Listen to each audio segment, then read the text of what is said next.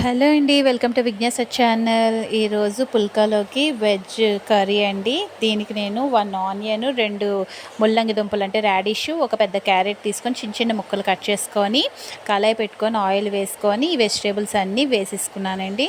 ఇవి బాగా ఒక 2 నిమిషాలు, ఒక 2 పచ్చిమిరపకాయలు కూడా కట్ చేసి వేసుకున్నాను. బాగా 2 నిమిషాలు వేయించుకొని ఒక టమాటీ, పెద్ద సైజ్ టమాటీ కట్ చేసుకొని అందులోనే వేసుకొని ఇవి కూడా బాగా కలుపుకున్నామండి.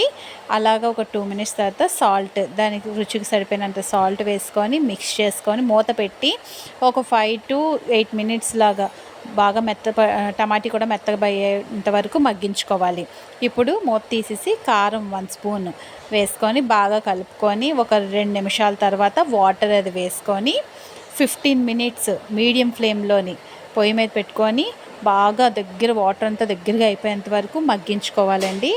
అంత దగ్గరికి అయిపోయాక పుల్కాలు చేసుకొని వేడి వేడి పుల్కాల్లోకి కర్రీ వేసుకొని తింటే చాలా చాలా బాగుంటుందండి. మిక్స్డ్ వెజ్ అనుకుంటున్నారు, చాలా బాగుంటుంది. రాడిష్, క్యారెట్, ఆనియన్ అన్నీ వేసుకొని చేసుకుంటే చాలా చాలా బాగుంటుంది. చూడండి, 15 మినిట్స్ తర్వాత నాకు వాటర్ అంతా అయిపోయి ఆయిల్ కొంచెం పైకి తేలింది చూసారా, కర్రీ అంతా అయిపోయింది. ఇప్పుడు వేడి వేడి పుల్కా చేసుకొని తినండి, చాలా బాగుంటుంది. మీకు కూడా నచ్చుతుందండి. ఒకసారి మీరు కూడా ఇంట్లో ట్రై చేయండి. మీకు కనుక నచ్చినట్లయితే లైక్ చేసి, షేర్ చేసి, సబ్స్క్రైబ్ చేయండి. అందరూ చూస్తున్నారు, సబ్స్క్రైబ్ చేయడం మర్చిపోతున్నారు.